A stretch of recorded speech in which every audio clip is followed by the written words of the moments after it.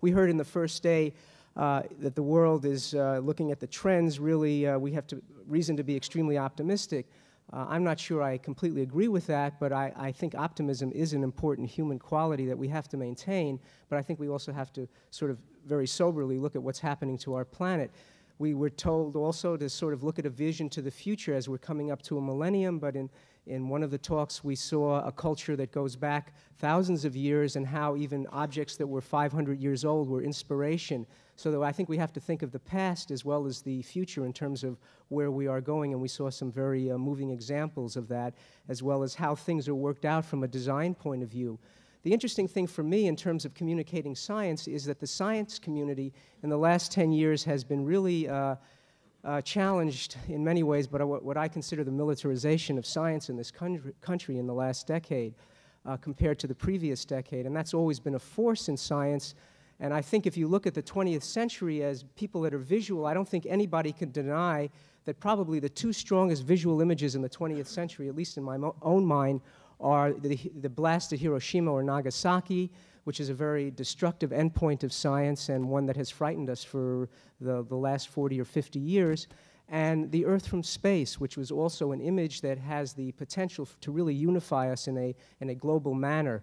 And my whole career, the last 20 years, from being co-author on college textbooks and making films, has been really to transform some of these very complex things, as Bill said, into information that can be digestible. And that's a design issue. I'm a designer as well as a scientist, and I feel like the layering of information is extremely important. We live in a very complex period in history right now in which science is seen either as a savior or as a curse, and it's neither of those things. It's something that's filled with many contradictions, as each of our lives are, and I think that's one of the things that even comes out in a conference like this, the sort of contradictions that you're facing, the polarities of viewpoint. What I'm going to try and do is, for the next, whatever, 30 minutes or so, 30 or 40 minutes, show some of the sort of the design considerations and use that as a starting point for dealing with the issues of the Earth. And these are actual real data taken from satellite sensors. If you remanipulate that data and look at it from a changing point of view of time, which is a lot of what nature is about and the study of science is about, you get the lower images, which you can see the major currents of the ocean. This is stuff that oceanographers would never be able to do. We've collected more data in 3 months from space than we had in 100 years of oceanographic expeditions.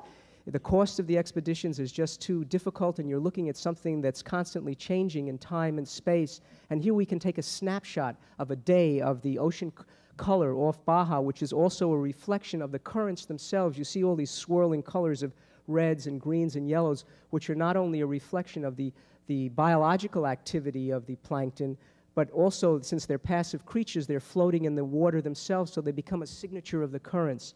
We're all aware of the issues of acid rain, of the of ozone depletion, of deforestation, of desertification. These are all very important images, and we're starting to build data sets now which require long-term observations. You know, on one hand, we know that things are going to hell on some levels. On the other hand, we also need to be rational about this and understand some of the patterns that are existing. We're working on a pilot right now with the U.S. Geological Survey to produce a digital science journal as a CD-ROM. We're going to be faced with, in the next few years, enormous amounts of information which will be coming online about the Earth. And it's not enough to do this as paper anymore. There are a lot of issues associated with that, and we really need to be thinking through how we will disseminate this information both in real time over networks, as well as having turnaround for like a CD-ROM in which 500, 600, 1,000 megabytes of information can be available.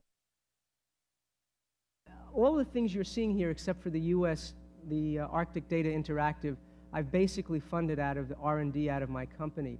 One of the things about hypermedia and multimedia that drives me nuts is that everybody's talking about it, but very few people, especially in the science world, are paying for it. We put together in a very short time, Robert Redford had heard about our work and was putting on a symposium with Soviet and American politicians, scientists, and people from the media for 4 days last August, and they flew, the people from his organization, the Institute for Resource Management, flew out to our studio in Del Mar and wanted to see some of our work, and they gave us carte blanche to do whatever we wanted, especially since they weren't paying for it. I told them there wasn't going to be any client sign-off. Our planet is sick right now.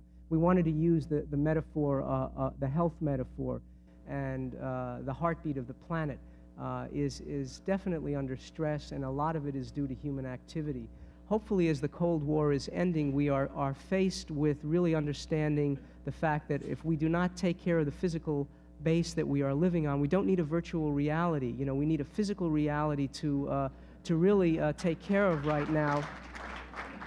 And that in no way is a criticism. I think some of the things that I saw yesterday in terms of virtual reality are very important, especially in terms of the healthcare issues.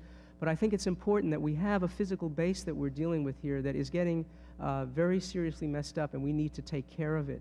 We also have a series of films right now that explain some data on sea level rise. Remember, if the planet is warming up, we're going to be faced with melting of ice caps. That will change the sea level. We decided to get some data on the U.S. Let's show these guys what's really happening here. Did a pullback here, some little television style, because they relate to that. They watch television. They're trying to be stars. And we took that 3D and put it into a planar projection. Now that was the Capitol Mall. There's the Potomac River. Now imagine in 40 to 50 years, this is projected now, and it's possibly going to happen. We're talking about, and we're not on a coastal region now. We're inland here. There's a river. But 50 years from now, if we have this 2-degree warming of temperature, we're going to be looking at a meter rise in the sea level, 3 feet. Well, what does that mean? That means the end of the beautiful East Wing, the I.M. Pei Gallery, the National Gallery. These are areas that are going to be flooded. And our president in 2040 will be taking a boat for his inauguration here. So this had a big impact in the Senate. And this is the way you got to reach these people. You got to find the information that's going to hit them where they live. If I had shown Bangladesh, which is also under stress, that wouldn't have had the same impact. So one of the things that Tak said yesterday I think is very important as designers, as community, is what is the client's problem? Make that your problem, you know, and solve it.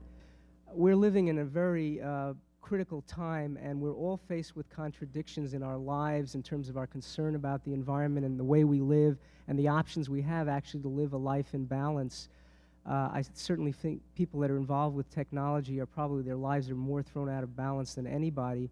We're dealing with nanoseconds all the time, and I know that's a big issue for me personally, that, you know, I'm responding to faxes and this and that, and I don't really want that in my life, and it's a metaphor on some levels also of the fact that we need to search within ourselves ways of bringing things into balance so that, in general, the critical issues that we face can be dealt with.